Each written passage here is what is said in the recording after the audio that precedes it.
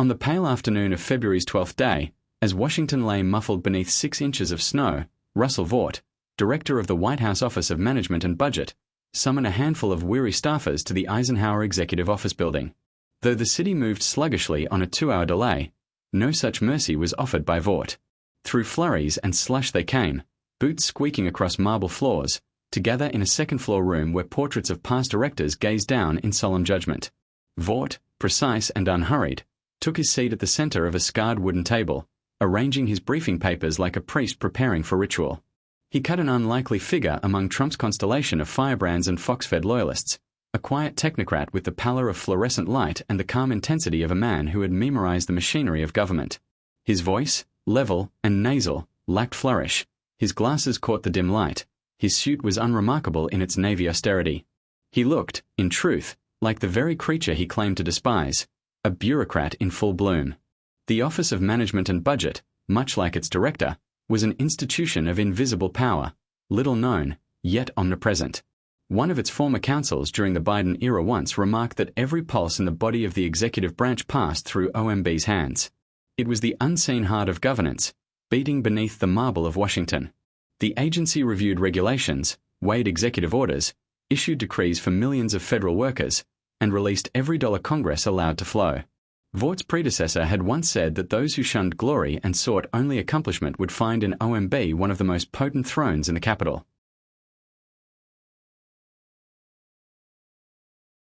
During Trump's first reign, Vought had been the alchemist of the president's whims, transmuting grievance into policy, turning fury into action.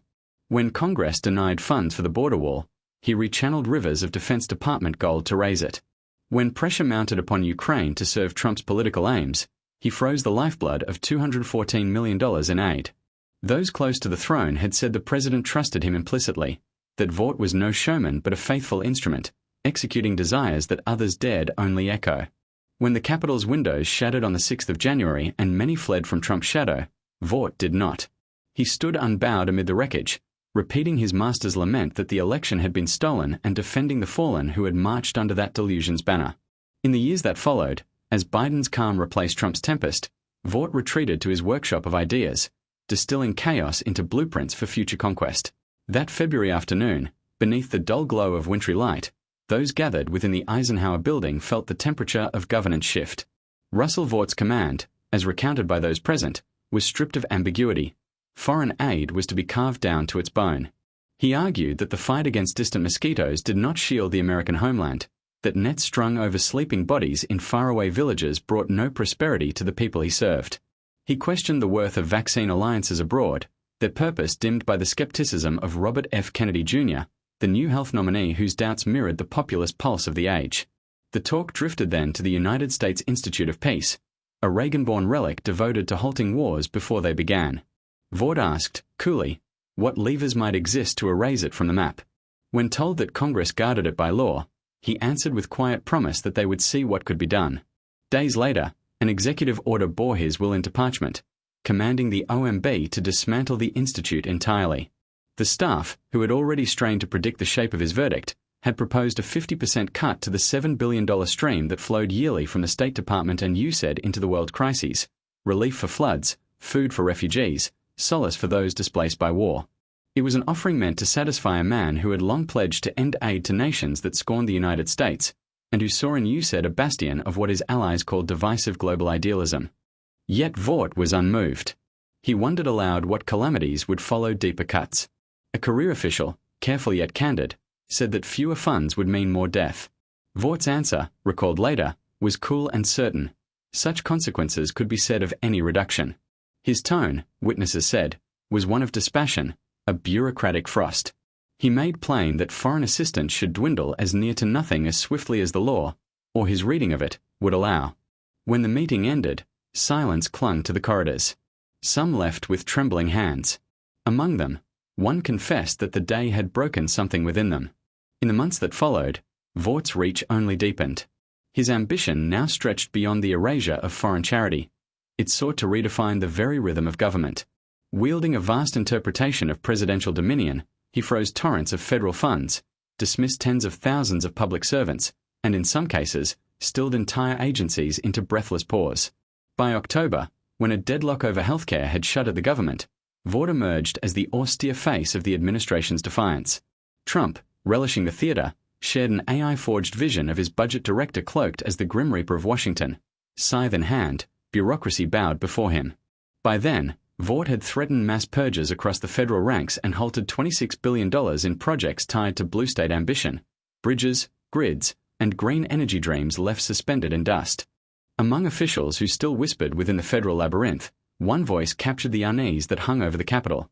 Though they were sworn to serve the President of the United States, it now felt, they said, as if they served Russell Vought instead.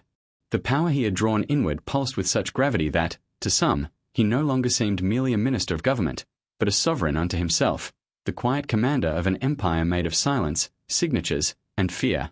At the dawn of Trump's second reign, the nation's gaze turned to a strange new creature of governance, the Department of Government Efficiency, or DOGE, an invention birthed under Elon Musk's restless hand. It arrived with the promise of purity, to pare away excess, to cleanse the machinery of state. Headlines blazed with images of silicon prophets and swaggering engineers marching through federal halls as if into the circuits of a vast, malfunctioning code base. Their mission, endorsed from the very top, was a purge of what they called woke rot, a cleansing of agencies and souls alike. The image that endured was of Musk himself, chainsaw aloft on a conservative stage, grinning in spectacle and menace, a modern Paul Bunyan of bureaucracy, poised to fell the forest of federal excess. Yet beneath the noise and neon, court filings and whispers revealed another author, Russell Vought, quiet in manner but ruthless in design, the invisible hand behind the blade. Though Musk had boasted that he would feed USAID into the grinder of reform, the blueprint for that dismantling had been drawn in Vaught's chambers. When DOGE struck at forgotten corners of governance, small institutes and non-profits that had long slept in legislative shadow, those who had served at OMB recognized the pattern. One former branch chief later confessed that the tech disciples could not possibly have known where to strike without Vaught's unseen direction. Even DOGE's storming of the Consumer Financial Protection Bureau, once the scourge of Republican donors, bore his signature precision. A voice from Citizens for Renewing America, the organization Vought had founded, later declared that DOGE, in truth, lived beneath OMB's wing, and that much of what Musk had set his sights upon was chosen by Vought himself. Vought declined to speak publicly, as was his way. Yet those near him said he sometimes winced at DOGE's recklessness, its eagerness to erase even the programs he had wished to preserve. Still, he recognized its usefulness. To him, the department was not chaos but a tool, an iron ram battering at the gates of the bureaucratic citadel. One aide confided that DOGE had proven to Vought a profound lesson, that law could be ignored, convention dismissed, and resistance crushed if one simply pressed hard enough. Musk, the aide mused, had performed a service of terror. He had broken the spine of hesitation. For Vought was a man who loathed hesitation. He wore his convictions as armor, unyielding and divine. Among conservatives, he stood nearly alone in claiming the title of Christian nationalist, and he embraced it without apology. To him, the phrase held a sacred accuracy. He saw himself as both believer and patriot, certain that the nation had been intended as a Christian dominion. Democracy, in his telling, had been captured by renegade judges who conjured laws from ideology, and by a bureaucratic priesthood enthralled to doctrines of wokeness that splintered the people and silenced dissent. At a gathering in 2024, before an audience of his own making, the Center for Renewing America, Vought described the hour as one of twilight for the Republic. He warned that a Marxist tide had already breached the walls, that the instruments of governance had been seized by enemies who now turned those weapons inward upon the faithful. His words carried the gravity of prophecy, the certainty of a man who saw himself standing at history's hinge. In his vision, the bureaucracy was no longer a machine of the state, it was a battlefield. And he, its quiet general, had begun his campaign. In Vaught's vision, the age was defined by a single, consuming struggle, a war not of armies but of philosophies. On one side stood the guardians of what he named the post-constitutional order, a vast cartel or regime woven from both parties' elites, bound by mutual interest and fear of change. Arrayed against them was a smaller, fiercer brotherhood, the radical constitutionalists, those who sought to tear down the labyrinth of the deep state and restore dominion to the presidency, and, through it, to the people themselves. Vought saw himself among these insurgents, shoulder to shoulder with the architects of populist revolt, Steve Bannon, with his apocalyptic rhetoric, and Stephen Miller, whose designs on immigration had redrawn the moral lines of governance. Together, they imagined a reckoning that would shake the administrative order to its core. In a private gathering in 2023, Vought had spoken with a conviction that bordered on zeal. He had declared that the bureaucrats must feel the shock of their undoing, not merely displaced, but spiritually unmoored. Their mornings, he insisted, should begin with dread, their routines haunted by the knowledge that the nation now regarded them as villains in a drama long of their own making. It was not cruelty he professed, but purification. In his creed, only through such fear could the old order crumble and the republic, reborn, remember its original fire. To Vought, the truest radical constitutionalist was not an ideologue or scholar, but a man of flesh, fury, and faith, Donald Trump himself.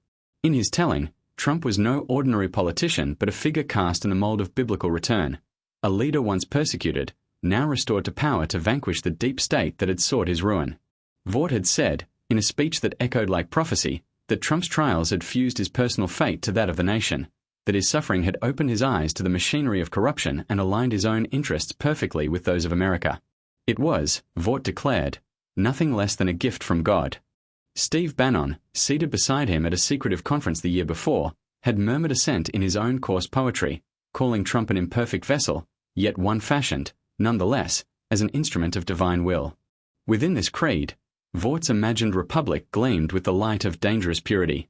The executive branch, unbound and unashamed, would reign supreme, able to dismiss workers at will, dismantle programs, shutter entire agencies, and sweep aside the regulations that guarded air, water, markets, and rights alike. The Department of Justice, once a temple of independence, would kneel before the White House, its scales of law balanced at the president's command. To some, this vision was revelation. To others, ruin. Steve Vladeck, a scholar of law, had warned that what Vought was midwifing was nothing less than contempt for the constitutional order itself. He noted that no president possessed the power to hoard or withhold the people's money once Congress had decreed its spending, nor to dismiss civil servants protected by statute. These were not matters for debate, he said, but foundations of the republic. What was unfolding, in his view, were exertions of executive power unlike anything the nation had ever endured. And yet, for all his dominance in the corridors of Washington, Vought still cloaked himself in the myth of the outsider. At 49, he had spent his entire adulthood in the Capitol's orbit, where he once met his wife, Mary, both of them young aides under Mike Pence, then a congressman from Indiana. Their marriage would dissolve in 2023, but not the narrative Vought carried, that he remained the son of forgotten America, the boy from Trumbull, Connecticut, who had risen from modest soil to challenge the empire of elites. His roots were stitched with hardship and faith. His father, Thurlow, had served in the Marines and labored as an electrician. His mother, Margaret, had devoted more than 2 decades to teaching and school administration. Before finding each other, both had known grief, each widowed in youth, each burdened with the raising of children from earlier lives. Russ was the only child born of their union, a living thread of renewal. In 1981, when he was just 4 years old, tragedy returned. One of Thurlow's daughters was killed in a car crash. The loss carved a hollow into the family story, but from that sorrow, Thurlow experienced what Kin later described as a rebirth of faith. It altered the course of their household forever, orienting it toward a stern, unwavering piety, a current that would one day carry his son to the highest, and perhaps most perilous, reaches of power. Vaught's mother, steadfast in faith and conviction, helped establish a Christian school whose lessons were steeped in Scripture. The curriculum leaned upon the Bible as both compass and law, and one proposed history text even urged its readers to defend the idea that all governmental power and authority come from God. In her eyes, America had been founded upon the bedrock of Judeo-Christian values, and she warned that should the nation forsake them, it would invite a reckoning, a harvest of sin, sickness, and chaos. From that soil of devotion, Vaught's own path unfurled. He attended a private Christian high school and later journeyed west to Wheaton College in Illinois, the so-called evangelical Harvard, where the faith of his upbringing met the intellectual rigor of theology and politics. Upon graduating, he moved to Washington, D.C., in search of purpose. In 1999, he began at the lowest rung of power, sorting mail in the office of Senator Phil Gramm of Texas. He would later remember those days as the forge that shaped his conservative creed. Gramm, stern and unbending, was a budget hawk who measured all spending by what he called the Dickey Flat Test, named for a printer from Texas whose life stood as the senator's moral benchmark. Every dollar, Gramm insisted, must be judged by whether it truly improved the lot of men like Flat, ordinary Americans laboring in quiet faith. To Gramm, the answer was almost always no. and he carved at the budget each year like a sculptor hunting for purity within marble. When Vought later stood before Congress as a man of influence, he invoked his parents in much the same spirit, saying that they were his test for the worth of federal spending, whether any program truly served the nameless wagon pullers who worked, without applause, to build a future for their families. Under Graham's mentorship, Vought became a craftsman of the obscure procedural gears that determine whether legislation lives or dies. His ascent through Republican ranks was steady. He went on to advise Mike Pence, then the leader of the House Republican Conference. Yet the closer he drew to the heart of congressional power, the more disenchanted he became. In the late 2000s, as Republican lawmakers who preached fiscal restraint began to bless bills swollen with favors and corporate gifts, Vought felt that the movement had betrayed its creed. He later recalled thinking that the leadership's judgment was almost always wrong, and some who worked beside him believed he came to view Republican elites as a greater obstacle to conservatism than the Democrats themselves. In 2010, his disillusionment reached its breaking point. He left Capitol Hill and helped to found Heritage Action for America, the activist offspring of the venerable Heritage Foundation. Where the foundation trafficked in policy papers and principle, Heritage Action wielded pressure and fear. Its mission was not persuasion but enforcement, to compel Republicans to act as conservatives, not merely claim to be. Vought became the enforcer's mind and voice. He challenged the party's titans on farm subsidies and environmental regulations, and devised a legislative scorecard that publicly graded lawmakers on their ideological fidelity. Early in his tenure, he conceived a mailer that condemned Senator Bob Corker for supporting a nuclear treaty with Russia, juxtaposing Corker's image with those of Barack Obama, Vladimir Putin, and Mahmoud Ahmadinejad. The stunt enraged Republican leadership.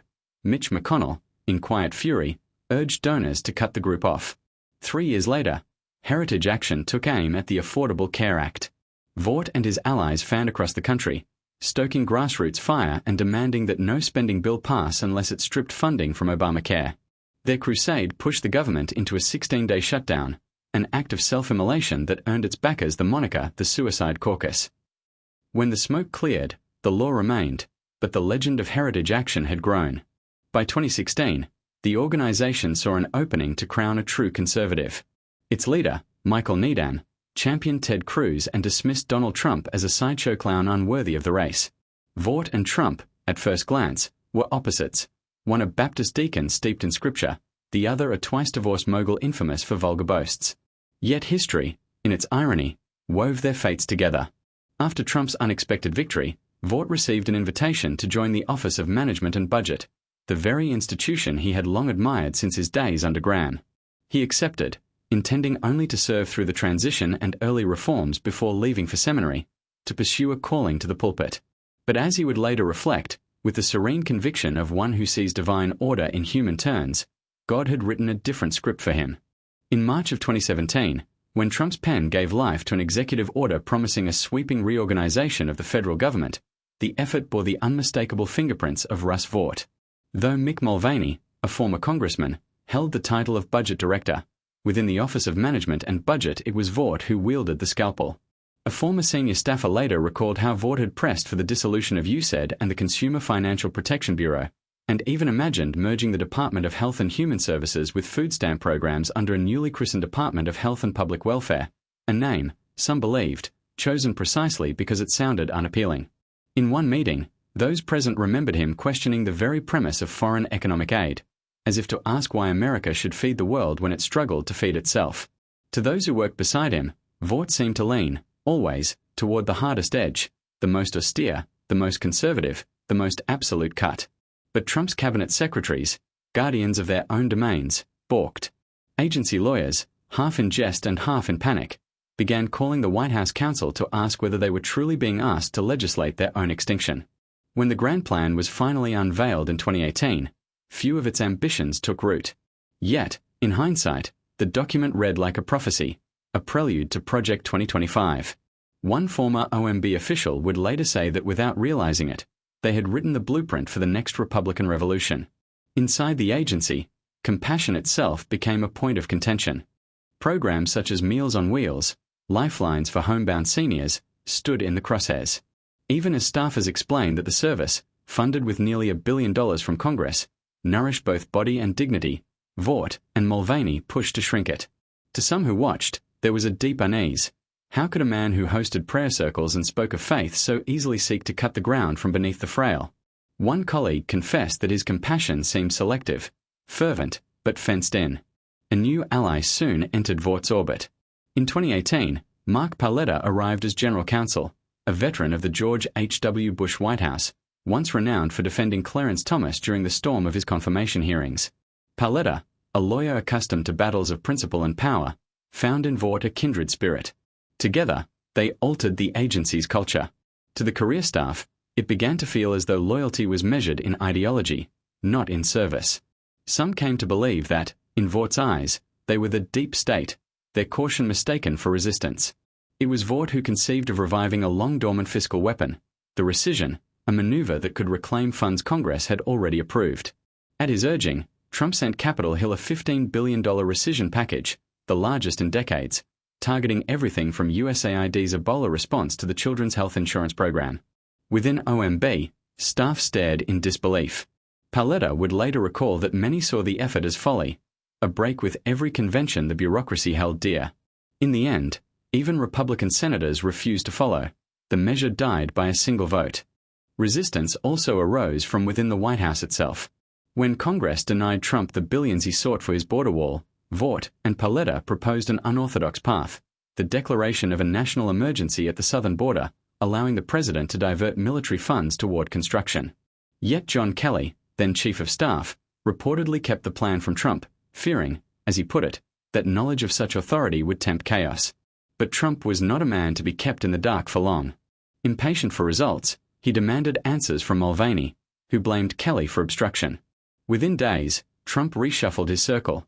Kelly was out, Mulvaney was in, and Vought, elevated to acting budget director, helped open the Defense Department's coffers for the wall. Under his stewardship, the OMB released budgets that slashed deeper than any in modern memory. Congress, unmoved, treated them as political theater. Even among Republicans, there was skepticism. Those in legislative affairs recalled how lawmakers quietly distanced themselves from the austerity, whispering that the president's heart was never in those cuts. They would shrug and say that such zeal, such relentless trimming, belonged not to Trump, but to Russ Vought. In the heat of July 2019, the machinery of government turned toward shadowed purpose. At Trump's behest, the Office of Management and Budget moved to halt hundreds of millions of dollars in security aid meant for Ukraine. The request arrived just as the president spoke with Volodymyr Zelensky, pressing him to open inquiries into Joe Biden and his son, Hunter, whose business in Ukraine had become political tinder. Though Congress had already approved the funds, Vought obeyed the order to freeze them. Paletta, ever the loyal counsel, signed the memo that made the impoundment official. Later, the Government Accountability Office, a rare island of neutrality, would declare the act unlawful. The founders had written it plainly enough. Congress held the purse, while the president was charged to take care that the laws be faithfully executed. The spirit of the Constitution demanded that the will of Congress could not be unmade by executive whim. Even William Rehnquist, a man of conservative bent and future Chief Justice, had once dismissed the idea of impoundment as unsupported by either reason or precedent. That lesson had been tested before. In the 1970s, Richard Nixon had tried to withhold billions meant for environmental restoration, only to be checked by the courts and then by Congress itself, which answered his defiance with the Impoundment Control Act of 1974, a legislative shield against precisely this kind of overreach. Within the OMB, that act had long been treated as sacred law. Yet Vought did not flinch. Speaking later to Tucker Carlson, he recalled being told in no uncertain terms to cut the money off until they could figure out where it was going. What followed, he said, was bureaucratic bedlam, as if the whole machinery of state had erupted in protest. The decision set off a cascade: congressional investigations, partisan fury, and finally impeachment. Ukraine would receive its money, but the damage was done.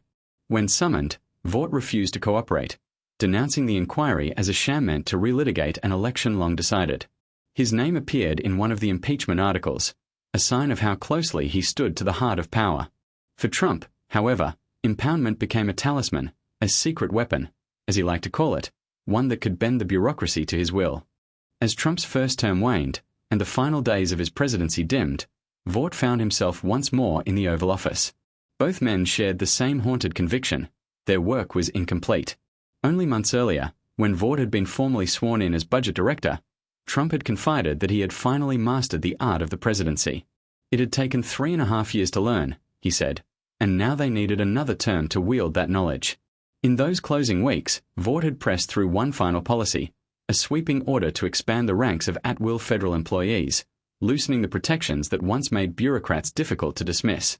It was meant to make government leaner, more obedient, more direct. Yet the vision collided with a pandemic that demanded the opposite.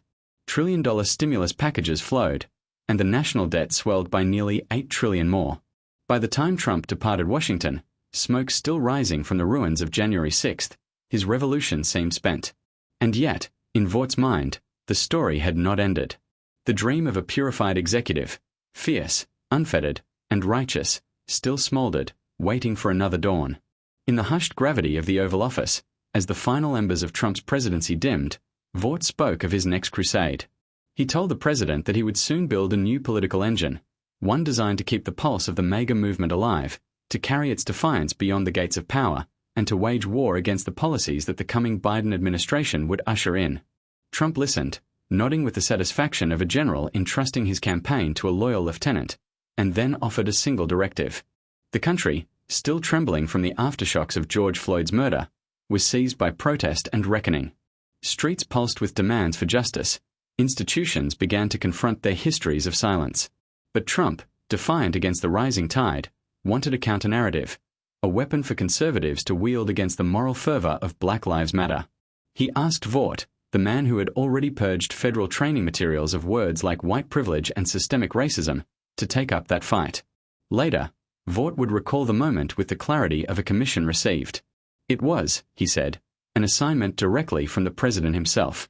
He had been the keeper of budgets, the steward of numbers and appropriations, but if even he could speak of race, then, he reasoned, anyone could. Thus began his next chapter, a campaign not of finance, but of ideology, a bid to reclaim the language of America's divisions and turn it once more toward power. In the uncertain dawn that followed Trump's departure from the White House, Russ Vought set his hand to a new creation. He unveiled the Center for Renewing America, a think tank forged in the image of the MAGA movement, not merely a refuge for its faithful, but an engine designed to breathe life into the next Republican age. Its twin, Citizens for Renewing America, would be its militant arm, a chorus of grassroots voices meant to thunder through the halls of Congress and bend elected officials to the cause. In the pages of The Federalist, Vought cast his mission in the language of sacred restoration. America, he wrote, had forgotten its ancient creed, to live for God, for country, and for community, and his task was to rekindle that covenant. Around him, he gathered fellow warriors from the first Trump administration, men who, like him, had refused to retreat. Jeffrey Clark, the Justice Department official who once sought to turn the machinery of law toward overturning an election, joined his ranks. Kash Patel, now Trump's chosen sentinel at the FBI, and Ken Cuccinelli, the former immigration hardliner, followed as senior fellows. Cuccinelli described their work as a kind of frontier mapping, an attempt to define the outer boundary of what the Constitution could bear. From their offices, the center drafted blueprints for a new, unrestrained executive. They imagined a presidency unbound, one that could invoke the Insurrection Act to quell protest in American streets, halt the flow of Congress-approved funds with a single penstroke, or strip away layers of bureaucracy by mass firings. They built shadow institutions, mirror versions of the Office of Management and Budget and the Office of Legal Counsel, to ensure that future resistance within the government could be anticipated and subdued. In a speech in 2024, Vought made his intention plain. He did not want a second Trump presidency to lose even a moment in argument, not over legality, not over morality. The machinery of justification, he said, should already be in place before Trump returned. The center's influence soon extended to Capitol Hill, where Vought and his lieutenants courted the House Freedom Caucus, urging them to wield government shutdowns not as crises, but as instruments of rebirth. Their first crusade was against critical race theory, an obscure academic idea transformed into a cultural battlefield. In private calls, Vought boasted that he had pushed conservative lawmakers to tie a ban on the theory to essential bills, the debt ceiling, the budget, the lifeblood of government itself. What was needed, he told them in 2022, was a speaker who loved shutdowns for the chaos they created. For, in that chaos, he saw the possibility of salvation. But the government never went dark under Biden. The moment never came. And Vaught's frustration grew like a smoldering ember. In an unlikely turn, he He found himself admiring the tactics of Cori Bush, a progressive Democrat who had camped on the Capitol steps to protest the end of the eviction moratorium. Her politics, he said, were deplorable, yet her conviction was the sort of fire he longed to see in his own ranks. Through these years, Vaught's great invention was not an agency or a budget, but a phrase, a moral cudgel, woke and weaponized. It fused his twin obsessions, the creeping wokeness of institutions preaching diversity and inclusion, and the weaponization of government against conservative voices, especially Trump. When the Center for Renewing America released its federal budget proposal in late 2022, a document that envisioned nearly $9 trillion in cuts over 10 years, the word woke appeared 77 times in just over 100 pages. To critics, it was absurd theater. To Vought, it was a shift in consciousness, a reframing of politics into spiritual war. Analysts called his reasoning unsur IOUs, a populist disguise for austerity. But Vought saw it differently. In private, he explained that the rhetoric was deliberate, the language of insurgency. We must learn, he said in 2023, to defund agencies not through apology, but through faith. That is why woke and weaponized must never be separated. Together, they tell the story of how we will reclaim the nation. And so his gospel took shape, not merely in numbers or cuts, but in the conviction that the budget itself could become a battlefield for the soul of America. By the summer before Trump's return, Russ Vaught's ambitions seemed destined for collapse. His fingerprints were all over Project 2025, the sprawling 887-page plan that sought to centralize power in the presidency and bring once independent agencies, including the Justice Department, fully under executive command. It was, in essence, a manual for dismantling the guardrails of American governance. Vought had written one of its most radical chapters. His allies at the Center for Renewing America had written 2 more. But as the election drew near, the document became political poison. Voters balked at its boldest proposals, banning the abortion pill mifepristone, dissolving the Department of Education, and reclassifying federal workers so they could be purged at will. The outcry was swift, and Trump, ever attuned to public mood, disavowed the plan. I know nothing about it, he said, even as he mocked it for being ridiculous and abysmal. Within Trump's inner circle, whispers began that Project 2025's authors had overplayed their hand. Donald Trump Jr. reportedly drew up a blacklist, a private index of those who would never serve in his father's second administration. Many of Vaught's collaborators were on it. Yet, somehow, Vought survived. Russ was different, a former campaign official later said. He knew how to keep his head down and his influence intact. He was the only one we could still talk to. That discretion paid off. A week after Trump's narrow victory, the president-elect announced a new initiative, the Department of Government Efficiency, or DOGE, a name as strange as it was ominous. Trump hailed it as potentially the Manhattan Project of our time. Its purpose, to dismantle waste, crush bureaucracy, and rebuild government from the inside out. He handed the reins to 2 of his wealthiest allies, Elon Musk, who had poured nearly $300 million into electing Trump and his congressional allies, and Vivek Ramaswamy, the biotech firebrand who had run for president on an anti-woke crusade. Within days, the 2 men were seated across from Vought at Mar-a-Lago. According to the New York Times, Musk and Vought hit it off immediately, sharing an appetite for the most extreme action possible. Soon after, Trump named Vought director of the Office of Management and Budget once again, and, in February, acting head of the Consumer Financial Protection Bureau. That same morning, a small DOGE strike team arrived at the CFPB's headquarters. Emails later revealed that they were taking orders directly from Vought. The team disabled the agency's website and began sorting through the payroll to determine who would stay and who would be fired. Musk, watching from afar, celebrated the moment on X with a blunt epitaph, CFPB RIP. The CFPB had been born out of the 2008 financial collapse, a brainchild of Elizabeth Warren designed to guard Americans from predatory lenders and hidden corporate traps. Over the years, it had clawed back nearly $20 billion in relief for consumers and levied $5 billion in penalties against major banks. To Vought, this was government at its worst, paternalistic, unaccountable, and hostile to the free market. To his benefactors on Wall Street and in Silicon Valley, it was a regulatory thorn finally ready to be plucked. Within days, the Bureau's mission was gutted. Vought told Federal Reserve Chair Jerome Powell that the CFPB would no longer need its funding. He sent an all-staff email ordering employees to stand down from performing any work task. Oversight was halted. Investigations were frozen. Active enforcement cases, some involving J.P. Morgan Chase, Bank of America, and Capital One, were quietly dropped. The Bureau is in a coma, lamented Rohit Chopra, who had led the CFPB under Biden. By June, the agency's top enforcement officer resigned, writing that leadership has no intention to enforce the law in any meaningful way. Then came the final blow. Vought announced a plan to lay off 80% of the Bureau's employees. When a federal appeals court ruled in August that the firings could proceed, the purge began. In just 4 months, Vought accomplished what the first Trump administration had failed to do in 4 years. He dismantled the CFPB. But even that triumph was soon eclipsed. That same month, Secretary of State Marco Rubio, now overseeing the remnants of USAID, America's main foreign aid agency, made an announcement. With Trump's blessing, he said, Vought would oversee the agency's orderly closure.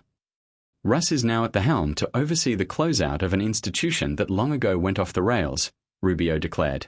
Congrats, Russ. And just like that, the project that had begun as a think tank and a slogan, for God, for country, for community, had grown into something far larger, a systematic unmaking of the post-war American state, carried out not by decree, but by design. For months before the 2024 election, the Center for Renewing America gathered a small circle of congressional aides within its dimly lit headquarters, only a few blocks from the Capitol's marble steps. The air in the room was thick with policy language and quiet zeal. These staffers, custodians of federal budgets and legislative ceilings, had come to hear a new creed whispered in bureaucratic tones, a call to revive impoundment, the long-buried power of a president to hold the purse strings tight. At the head of the table, Mark Paoletta spoke with the conviction of a man rewriting the margins of law. He contended that the Impoundment Control Act, enshrined nearly half a century ago, was a constitutional overreach. Federal spending, he suggested, should be seen not as a floor of obligation but as a ceiling of restraint. In his telling, a view dismissed by most legal scholars as radical, Congress might grant permission to spend, but never the command to exhaust. Later, in an essay for the Center, he would write that congressional statutes arrived in fragments and contradictions, and it was the president's burden and privilege to harmonize their execution into coherence. The implications of that theory soon became visible in the numbers. More than $410 billion in funds either frozen or erased. The Trump administration's cuts reached deep into the fabric of social spending, from energy subsidies for struggling families and Head Start programs for children, to PEPFAR, George W. Bush's global fight against HIV, and even the grants that sustain the nation's poets and painters. Under Vaught's direction, the National Institutes of Health withheld an estimated $15 billion in research grants, a move the Government Accountability Office later judged illegal.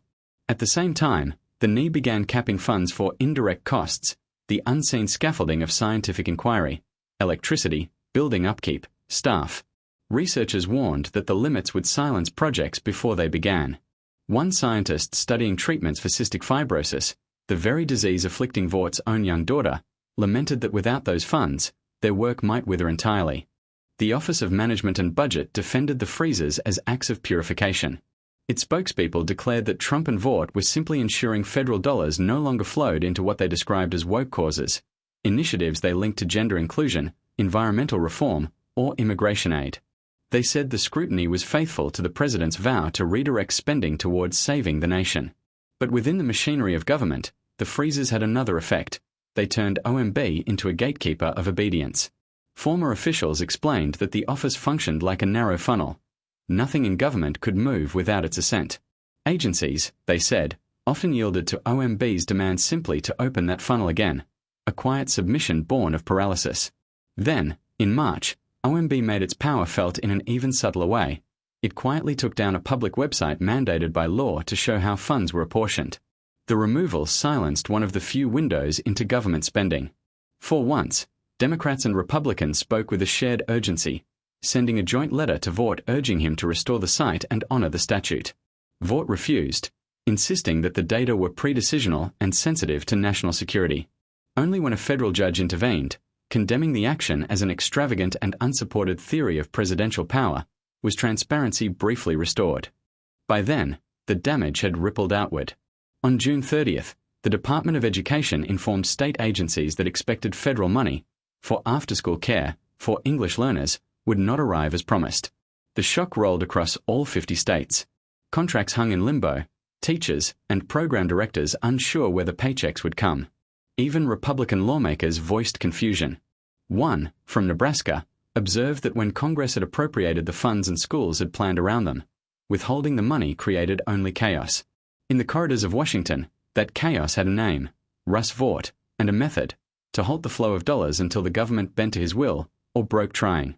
In June, the machinery of government once again turned to Russ Vaught's quiet experiment in power. At Trump's direction, a rescission request went before Congress, a bid to erase nearly $9 billion in funding, much of it destined for foreign aid and for the Corporation for Public Broadcasting, the lifeline of NPR, PBS, and local stations across the country. These programs, a senior agency official later confided, were chosen precisely because they were soft targets, a proving ground to test whether Vought could coax Republicans into overlooking their traditional defense of Congress's control over the purse.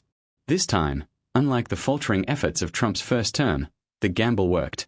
Despite a chorus of Democratic opposition and hesitation from a handful of Republicans, the measure crept through the Senate after Vice President J.D. Vance cast 2 tie-breaking votes. Watching from the sidelines, Senator Jeff Merkley, the top Democrat on the Budget Committee, remarked with a mix of resignation and alarm that the move had rendered congressional compromise hollow, as if, once a bill was signed, the White House could simply rewrite the outcome to its liking. Then came Labor Day's Eve, when Vought unveiled what many would later call his boldest assertion of executive authority yet. The White House sent Congress a fresh rescission package, this time targeting nearly $5 billion in foreign aid. But Vought informed lawmakers that the act of consultation was, in essence, ceremonial. He argued that the president could freeze the funds unilaterally, let the fiscal year expire on September 30th, and allow the money to dissolve into nothingness, a maneuver he christened a pocket rescission. To seasoned legislators, it was a familiar ghost resurrected under a new name, impoundment reborn. Even Susan Collins, a Republican and chair of the Senate Appropriations Committee, broke ranks to denounce the act as a clear violation of the law. And so, as summer waned, Vaught's hand grew heavier on the levers of the budget, transforming procedural footnotes into instruments of dominance, and testing, yet again, how far the boundaries of presidential power could be stretched before they snapped. The Government Accountability Office still stood, at least on paper, as one of the few entities capable of restraining the Office of Management and Budget. By law, it could sue the OMB to release funds frozen through impoundment or its newly christened twin, the pocket rescission. In April, Gene Dodaro, the GAO's quiet but steadfast leader, testified before Congress that his office had opened 39 investigations into possible violations of the Impoundment Control Act by the Trump administration. The OMB, rather than yielding, struck back. In one letter, Mark Paoletta declared that the agency would cooperate with the GAO only to the extent that its inquiries did not interfere with the president's agenda. In another, he directed the Department of Transportation to ignore a GAO ruling that found the OMB had illegally withheld money for electric vehicle development. And above them all, Russ Vought issued his own verdict, a stark dismissal that the Government Accountability Office, in his view, shouldn't exist at all. Such defiance seemed designed to provoke a constitutional reckoning. Legal scholars warned that Vaught's actions might soon force a Supreme Court challenge to the very framework of the Impoundment Control Act, a test of whether Congress's control of the purse could survive in an era of presidential absolutism. But even before any ruling came, the damage was evident. Current and former officials spoke in tones of quiet dread about what had already been lost, the termination of vital research that might have yielded life-saving discoveries, the waning of America's moral authority abroad, and the corrosion of faith in government's basic machinery.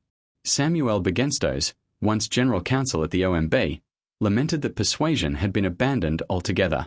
Vought and Paoletta, he said, no longer sought consensus. They wielded only brute force and dominance. A former OMB analyst put it more starkly, they've dropped a grenade into the system. The ongoing government shutdown offered the most vivid demonstration yet of Vaught's vision, a test case for his doctrine of unbounded executive power. On October 2nd, Trump announced on Truth Social that he would meet with Vought to decide which Democrat agencies should be cut, either temporarily or for good. Days later, the OMB issued a memo suggesting that, despite a 2019 law, furloughed employees might not be entitled to back pay once the shutdown ended. Then, on October 10th, came the next shockwave. Vought declared that his mass firings of federal employees had begun. More than 4,000 workers were already gone, their jobs tied to cybersecurity, special education, addiction recovery, and small business loans. A federal judge issued a temporary halt, but Vought remained unfazed. He predicted the eventual toll would rise north of 10,000. Hours later, a terse message pinged across the inbox of one administration official. It read only 2 words: trauma achieved.